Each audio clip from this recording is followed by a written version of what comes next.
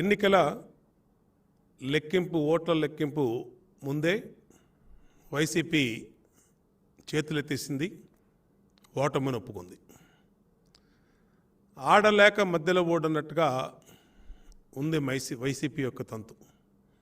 వాళ్ళ మంత్రులు, సలహాదారులు ఏంటేంటో మాట్లాడుతూ ఉన్నారు. అంటే వీళ్ళకి ఫ్రస్ట్రేషన్లో ఉన్నారా, లేదంటే మెంటల్ బ్యాలెన్స్ తప్పారా అర్థం కాని పరిస్థితుల్లో వైసీపీ వాళ్ళ మాటలు ఉన్నాయి.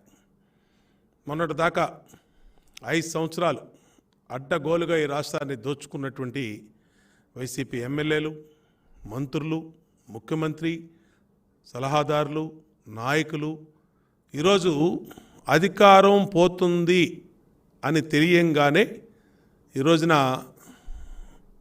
భయం పట్టుకుంది వాళ్ళకి. రేపు ఎన్ని రకాలుగా వీళ్ళు చేసిన అటువంటి ఆకృత్యాలు, దోపిడీలు, అవినీతి బయటపడుద్ది అనేది ఇవాళ స్పష్టంగా వాళ్ళకి అర్థమవుతాం. ఈరోజు జగన్మోహన్ రెడ్డి మొన్నదాకా అన్నాడు వై నాట్ 175/175 అన్నాడు. ఈరోజు వై నాట్ పులివెందులు అనే పరిస్థితికి వైసీపీ వచ్చింది.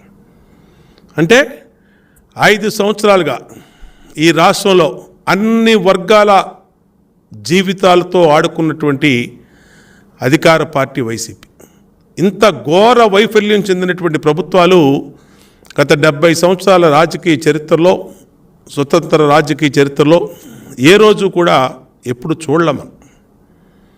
ఎన్నో ప్రభుత్వాలు వచ్చినాయి, ఎన్నో ప్రభుత్వాలు పరిపాలన చేసినాయి. ఇంత ఘోరంగా అడ్డగోలుగా ఈరోజు కూడా రేపు కౌంటింగు జూన్ 4వ తారీఖు. జూన్ 4వ తారీఖును కూడా దోపిడీకి ముందే ప్లాన్ చేసుకున్నారు. అంటే కమిషన్లకి దాదాపు గత నెల నుంచి 30,000 కోట్ల పైచిలకు అప్పులు తెచ్చారు. 13 లక్షల కోట్లు అప్పులు అయిపోయింది రాష్ట్రం. ఎక్కడికి పోయినాయి డబ్బులన్నీ? జగన్మోహన్ రెడ్డి చెప్తా ఉన్నాడు 2,55,000 కోట్లు నేను సంక్షేమ పథకాలకు వినియోగించానని. మరి మిగతా 11 లక్షల కోట్లు ఏమైపోయినాయి? ప్రజలు కట్టిన ట్యాక్సులు ఏమైపోయినాయి? ప్రజల మీద వేసినటువంటి చెత్త పన్ను, ఇంటి పన్నులు, నీటి పన్నులు, కరెంట్ ఛార్జీలు, అలాగే రిజిస్ట్రేషన్ ఛార్జీలు ఏమైపోయినాయి? అన్నీ ఎవడి జోబుల్లోకి వెళ్ళిపోయినాయి. ఇవాళ అన్నిట్లకే ప్రజలు తీర్పు ఇచ్చారు. మే 13 జరిగినటువంటి సార్వత్రిక ఎన్నికల రోజున, ఆ రోజునే వైసీపీకి రాష్ట్ర వ్యాప్తంగా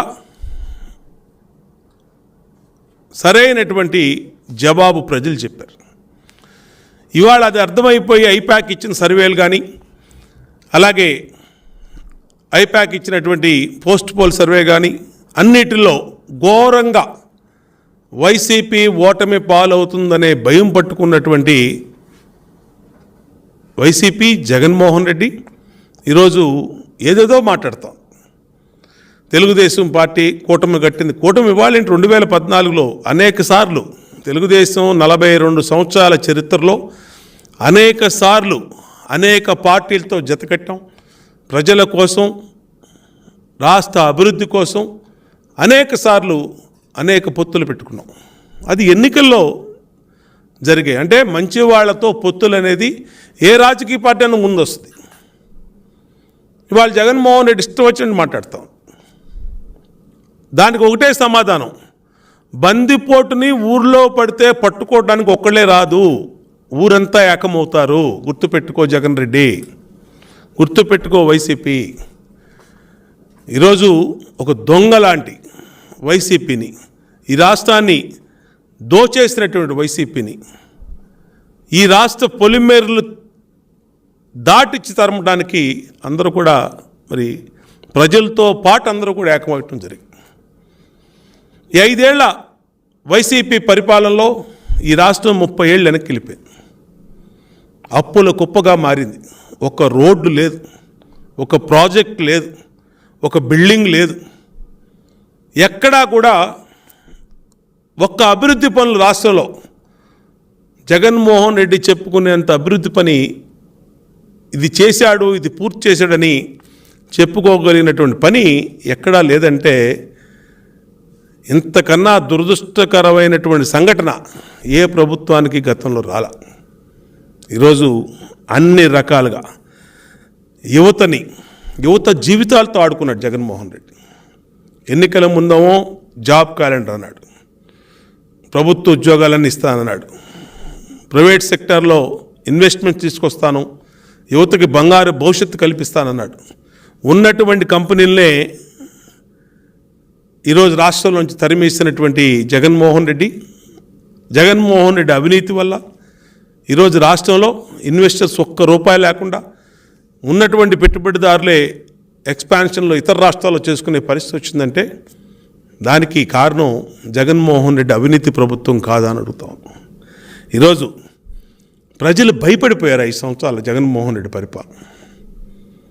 జగన్మోహన్ రెడ్డి యొక్క కబ్జాలు, జగన్మోహన్ రెడ్డి యొక్క దందాలు, ఇసుక మాఫియాలు, ల్యాండ్ మాఫియాలు, మైనింగ్ మాఫియాలు, లిక్కర్ మాఫియాలు, ఎప్పుడెప్పుడు ఈ ప్రభుత్వం పోతుందా, ఎప్పుడెప్పుడు చంద్రబాబు గారి ఆధ్వర్యంలో ప్రజాప్రభుత్వం వస్తుందా అని ప్రజలు ఎదురు చూశారు. ఎన్నికల కోసం గతంలో రాజకీయ పార్టీలు ఎదురు చూసాయి, కానీ ఎన్నికల కోసం ప్రజలు ఎదురు చూస్తాం అనేది 2024లో మాత్రమే జరిగింది. 2024 ఎన్నికలు ఎప్పుడు వస్తాయని ప్రజలు ఆతృతతో ఎదురుచూసి ఎక్కడెక్కడి నుంచో ఇతర రాష్ట్రాల నుంచి, ఇతర దేశాల నుంచి, ఇతర ఊరుల నుంచి వచ్చి తమ ఓటు హక్కు ఉపయోగించుకున్నారంటే ఆంధ్రప్రదేశ్లో 83% పైన ఓట్లు పోలేని అంటే ఇది ఆల్ టైమ్ రికార్డ్. అంటే జగన్మోహన్ రెడ్డి యొక్క అవినీతికి, జగన్మోహన్ రెడ్డి యొక్క అసమర్థ పరిపాలనకి ప్రజల్ని ఎంత భయపెట్టారో అర్థమవుతాం. ఈరోజు తమ రాష్ట్రాన్ని కాపాడుకోవటానికి సమర్థవంతమైన నాయకత్వం మళ్ళా చంద్రబాబు గారు రావాలి. 2014, 2019 ఆయన చేసినటువంటి అభివృద్ధి కార్యక్రమాలు, ఆయన ముఖ్యమంత్రిగా ఈ రాష్ట్రాన్ని అగ్రగామిగా భారతదేశంలో నిలిపినటువంటి పరిస్థితులు, ఈజ్ ఆఫ్ డూయింగ్ బిజినెస్లో కానీ, ఇన్వెస్ట్మెంట్లో కానీ, ప్రాజెక్ట్స్లో కానీ, సంక్షేమంలో కానీ ఇవన్నీ కూడా ప్రజలు ఒకసారి గుర్తెచ్చుకొని మళ్ళా చంద్రబాబు గారి పరిపాలన రావాలని మే 13వ తారీఖు ఎక్కడెక్కడి నుంచో వచ్చి ఓటేశారు. ₹1,00,000 ఫ్లైట్ టికెట్ పెట్టుకొని కూడా వచ్చి విదేశాల నుంచి ఓటేశారంటే ఈ రాష్ట్రం మేలు కోరుకుంటూ చంద్రబాబు గారు అయితేనే సరైనటువంటి పరిపాలన ఉంటుందనేసినటువంటి voting, positive voting, pro TDP voting. ఇవాళ జగన్మోహన్ రెడ్డిని అన్ని సర్వేలు తిరస్కరించిన,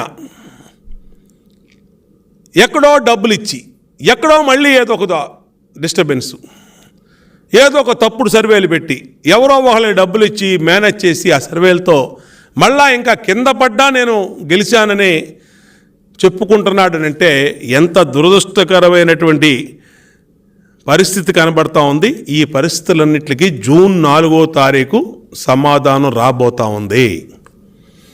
రేపే 24 గంటలు ఉంది. ఇంకా 24 గంటల్లో ఈ రాష్ట్రానికి పట్టినటువంటి శని అంతమవబోతా ఉంది.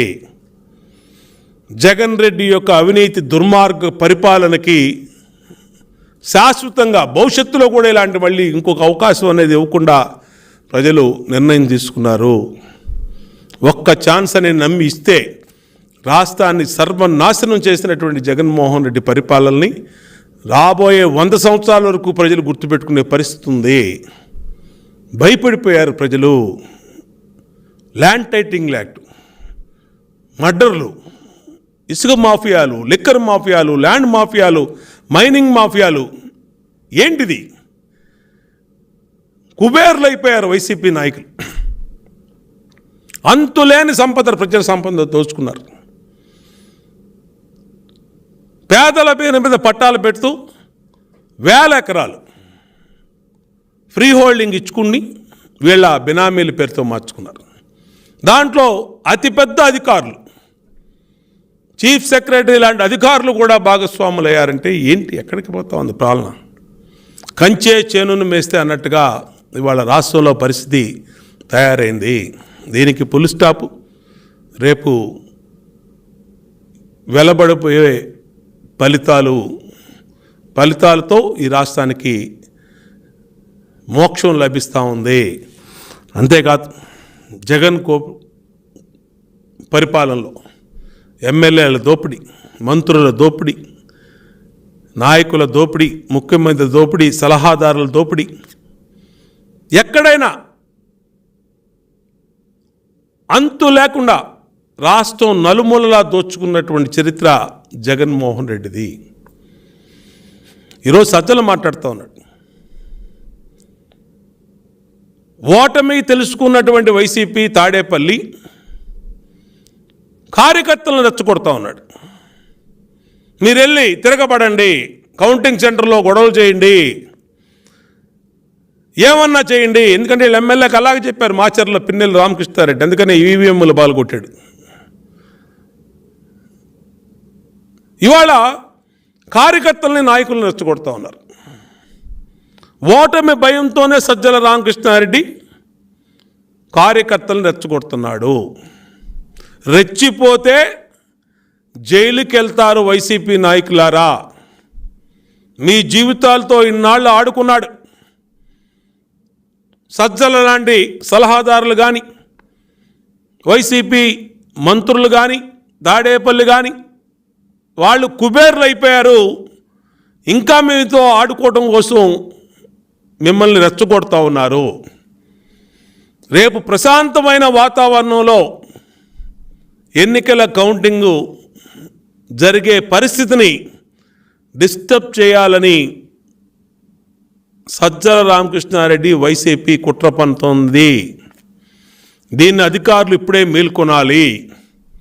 సజ్జల మీద కేసు పెడితే కాదు, ఇలాంటి వ్యక్తుల్ని ముందస్తుగా అరెస్ట్ చేయాల్సిన బాధ్యత కూడా అధికారుల మీద, ఎన్నికల సంఘం మీద ఉంది. అధికారంలోకి వస్తామని రెచ్చగొడుతూ గొడవలు చేయమని ఒక అధికార పార్టీ మాట్లాడుతూ ఉందంటే ఏ విధంగా ఇవాళ ఓటమి భయం వైసీపీకి పట్టుకుందో, జూన్ 4వ తారీఖు కౌంటింగ్ ఫేవర్ ఏ విధంగా వైసీపీని వెంటాడుతూ ఉందో అర్థమవుతూ ఉంది. ఈరోజు 13 లక్షల కోట్ల అప్పులు పాలు చేసి ఉద్యోగుల డిఏలు, బకాయిలు, fees reimbursement, Aarogyasri, PF, medical reimbursement, gratuity బాకీలు, కాంట్రాక్టుల బకాయిలు మొత్తం అందరికీ సుప్తాగా దోచేసుకొని వీళ్ళు వ్యక్తిగతంగా అందరికీ కూడా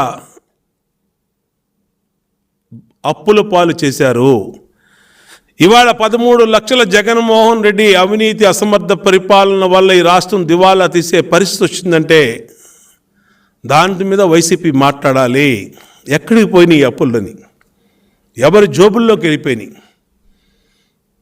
మీ అవినీతి వల్ల, మీ అసమర్థత వల్ల ఈ అప్పులు అమాంతం ఇంత అప్పులు పెరగటం అనేది ఏ రాష్ట్రంలోనే ఉందా?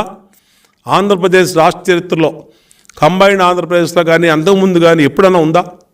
పక్క రాష్ట్రాల్లో ఉందా? అంతులేని దోపిడీ జరగబట్టి ప్రజలేమో అప్పుల పాలైపోయారు. వైసీపీ నాయకులేమో అంతులేని సంపద కూడబెట్టుకున్నారు. రాష్ట్రం 13 లక్షల కోట్ల అప్పుల పాలైపోయి వెళ్ళిపోతారు. అందుకనే ప్రజలు సుస్థిరమైన పరిపాలనకు ఓటేశారు. సుస్థిరమైన నాయకత్వం చంద్రబాబు గారికి ఓటేశారు 13వ తారీఖు. రేపు ఫలితాల్లో 53% పైన ఓట్లతో కూటమి అఖండ మెజార్టీతో గెలవబోతూ ఉంది. అఖండమైన మెజార్టీ. ఎప్పుడు ఏ రాజకీయ పార్టీకి రానటువంటి ఓటింగ్ శాతం రేపు కౌంటింగ్లో నమోదు కాబడుతూ ఉంది. అద్భుతమైన మెజార్టీతో వైనాట్ 175 అనేటువంటి వైసీపీ ఇవాళ 10-20 సీట్లకి ఎత్తుక్కునే పరిస్థితి వచ్చిందంటే దుర్భరమైన పరిస్థితి. ఇవాళ ఏ విధంగా రాష్ట్రంలో పరిస్థితులు ఉన్నాయి, రేపు ఏ విధంగా ఫలితాలు వెళ్ళబడిపోతున్నాయి. ప్రో టీడీపీ ఓటు, చంద్రబాబు నాయుడు గారి మీద పాజిటివ్ ఓటు ఏ విధంగా పనిచేసిందో రేపు తేలబోతా ఉంది. ఖచ్చితంగా చెప్తా ఉన్నాం వైసీపీ శ్రేణులకి, సజ్జల మాటలేనో ఇంకొకళ్ళ మాటలేనో మీ జీవితాలను నాశనం చేసుకోవద్దు. ఎన్నికల సంఘం ప్రతి సంఘటన ప్రతి కేంద్రాన్ని వాచ్ చేస్తూ ఉంది. ఏ నియమ నిబంధనలు ఎన్నికల సంఘం పెట్టిందో ఆ నియమ నిబంధనల ప్రకారమే కౌంటింగ్ జరుగుతుంది. ఆ కౌంటింగ్ ప్రక్రియలో కానీ ఫలితాలు వచ్చినా కానీ, ఫలితాలు వస్తున్నప్పుడు కానీ రాష్ట్రంలో అల్లర్లు సృష్టించాలని చూస్తే మీరు శాశ్వతంగా జైలుకి వెళ్ళే ప్రమాదం ఉందని హెచ్చరిస్తాం. ఏమన్నా